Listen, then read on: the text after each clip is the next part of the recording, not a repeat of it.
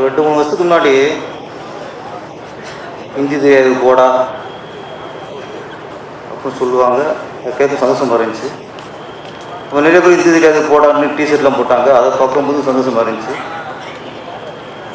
இப்போ தான் ஹிந்தி தெரியலன்னு ரொம்ப கவலையாக போச்சு. பக்கத்தில் சல்லிமேன் உட்காந்து 2 வாரத்தை ஹிந்தியில் எனக்கு பேச முடியல. இதுக்காக ஹிந்தி கற்றுக்கணும். அதுவும் தெரியாத ஏதாவது ஒரு தமிழ் மட்டும் தெரிஞ்சுட்டு நம்மளுக்கு ரொம்ப நிறைய இழப்பாக சந்திக்க வேண்டிய போச்சு.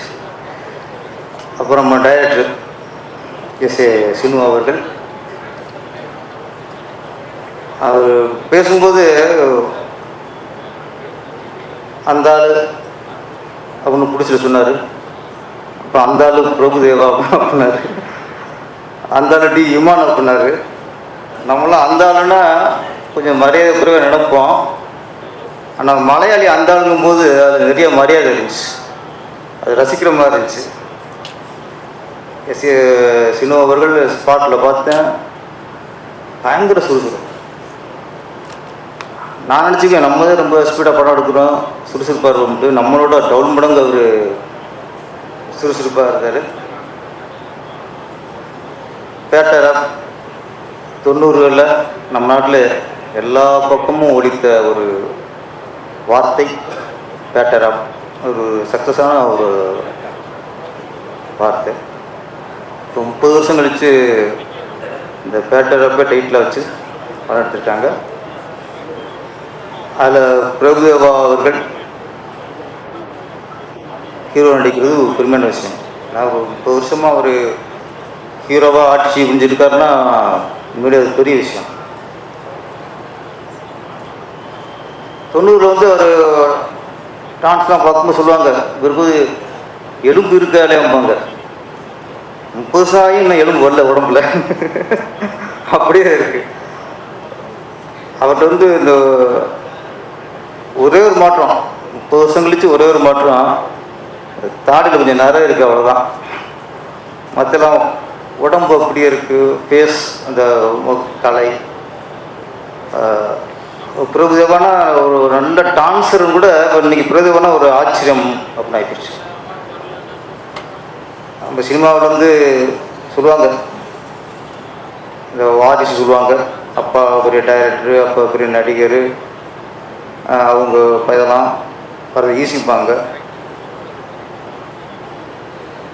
பிறகு அப்பா வந்து பெரிய மாஸ்டர், சுந்தர மாஸ்டர். ஓகே, அவர் பையன் வந்துட்டார், ஈஸியாக வந்துட்டாருன்னு இப்போ சொல்லலாம். ஆனால் அது அறிமுகத்துக்கு மட்டும்தான் யூஸ் ஆகும்.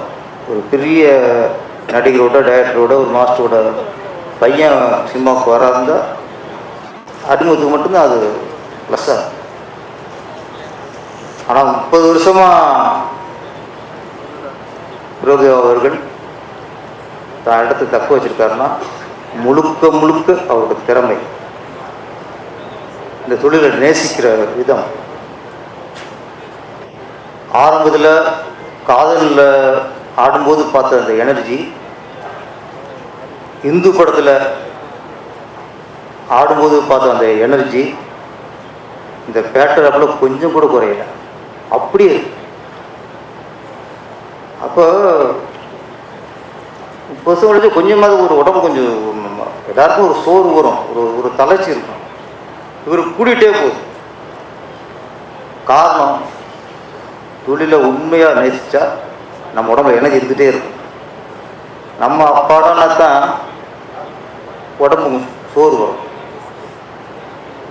பிரபுதேவா அவர்களுக்கு எப்படி அந்த பேட்டர் ஆஃப் சாங் பெரிய ஹிட்டாக இருந்துச்சோ, அதேமாதிரி இந்த பேட்டர் ஆஃப் படமும் மிகப்பெரிய ஹிட்டாகவும் அதுக்கான எனர்ஜி படத்தில் ஃபுல்லாக இருக்குது. இன்னொன்று, சமீபத்தில் நிறைய படங்கள் பார்க்குறோம், வெட்டு குத்து இப்படி ஒரு நிறைய வன்முறைகள் நிறைய படங்கள் பார்த்துட்ருக்கோம். இப்படிலாம் பார்த்துக்கிறது நமக்கு இந்த படம் மிகப்பெரிய ரிலீஃபாக இருக்கும். காமெடி, கலகலப்பா, சாங்கு, ஃபைட்டு எல்லாம் கலந்த ஒரு கலகலப்பான ஒரு கமர்ஷியல் படம் சொல்லலாம். கதையும் அப்புறம் அந்த மாதிரி கதை பிரபுதேவா மாஸ்டருக்கு ஏற்ற சரியான கதையை டைரக்டர் உருவாக்கியிருக்காரு. இந்த படம் மிகப்பெரிய வெற்றியடைய வேண்டும். தங்கமான ப்ரொடியூசர் ஒரு நண்பனுக்காக ஒரு படம் தயாரிக்கிறாருன்னா அளவுக்கு ஒரு நல்ல மனுஷன் இருக்க முடியும். ஒரு நட்புக்கு அடையாளம் இருக்கார். இந்த படம் வெற்றியடைந்து மீண்டும் தமிழில் நிறைய படங்கள் எடுக்கணும். தமிழில் நிறைய கலைஞர்களுக்கும் தொழில்நுட்ப கலைஞர்களுக்கும் வேலை கொடுக்கணும். இந்த படம் மிகப்பெரிய வெற்றியடைய வாழ்த்துக்கள். நன்றி, வணக்கம். அவ்வளோ ஆஃப்டாக இருக்கும். அதுக்கடுத்து நான் பார்த்ததில் டிஎம்எஸோட மியூசிக் அவ்வளோ ஆஃப்டாக, அதே எனர்ஜி.